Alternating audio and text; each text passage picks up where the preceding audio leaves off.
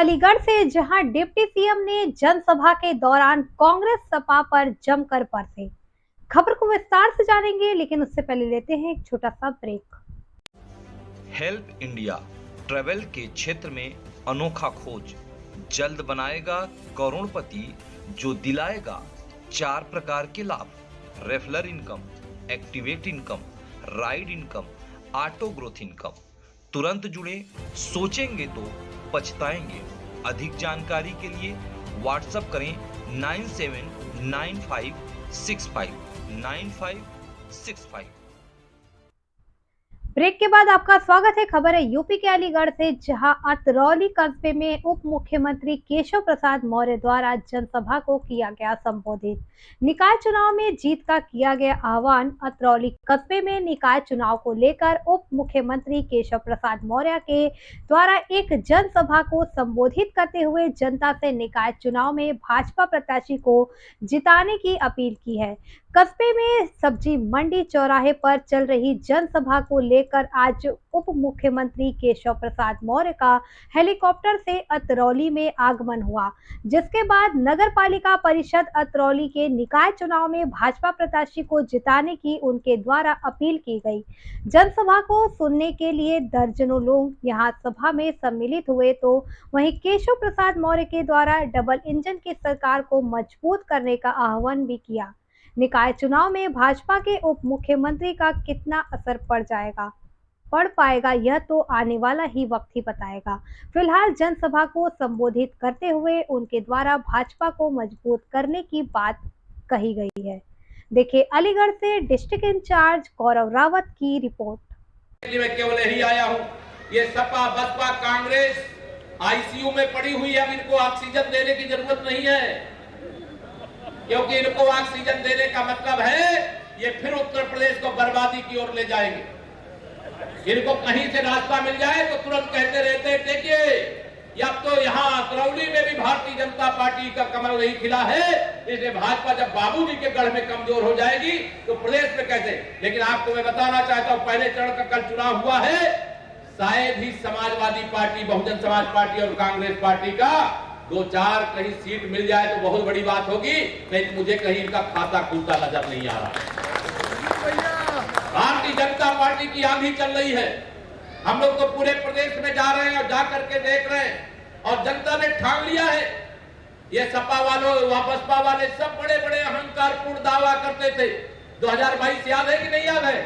2022 में दावा कर रहे थे कि अब तो हम बस चुनाव परिणाम आएगा और शपथ लेने जा रहे हैं। सुना था कि नहीं सुना था? लेकिन उनको नहीं मालूम था लोकतंत्र में जनता की ताकत क्या होती है। जनता ने कमल का बटन दबा करके फिर से आदरणीय योगी जी के नेतृत्व में भारतीय जनता पार्टी की सरकार बनाने का काम किया। और सभी का मैं हार्दिक स्वागत और सभी का वंदन करता हूं। जिस तरह से आज दिखाई दे रहा है आपको, ये बाबूजी कल्याण सिंह जी की भूमि है। यहां से एक संदेश देने का काम होता है। आज उसी भूमि पर हमारे उप मुख्यमंत्री मेरे बड़े भाई केशव प्रसाद मौर्य जी भी आपके बीच में अनुरोध करने के लिए आए हैं। हम दोबारा भी पवन वर्मा जी को जिताने के लिए जा रहे हैं। एक मन करके, एक निश्चित करके कमल खिलाने का काम करने जा रहे हैं। आज अतरौली की जनता की यही पुकार है, क्योंकि जिस तरह से 5 साल पवन वर्मा जी ने जो कार्य किया है वो जनता के सामने है, और सुशासन देने का काम ये यूपी संतों की, फकीरों की भूमि है। इन संतों की भूमि को किसी और को नहीं सौंपना है। संतों की नगरी को बाबा जी चलाते।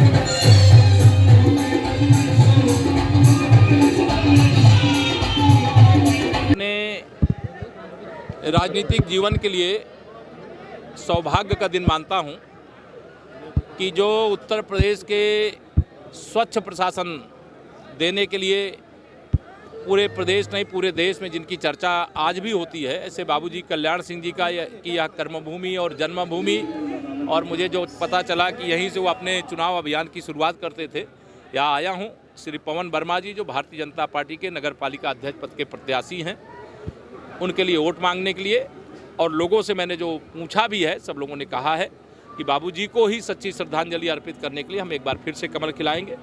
और मैं अपील भी करता हूं कि भारी अंतर से अतरौली वासी कमल खिलाएं। अतरौली को हम लोग भी कमल की तरह खिलाएंगे, पूरे अलीगढ़ जनपद को कमल की तरह खिलाएंगे। सर ये बताइए, कल जिस तरीके से फर्जी मतदान, फर्जी वोटर पकड़े गए, क्या लगता है इसके पीछे आपको? नहीं, जो देखिए, जो फर्जीगिरी करेगा, जो पकड़ा गया है, तो इसका मतलब यही कि पुलिस और प्रशासन और आयोग सतर्क है।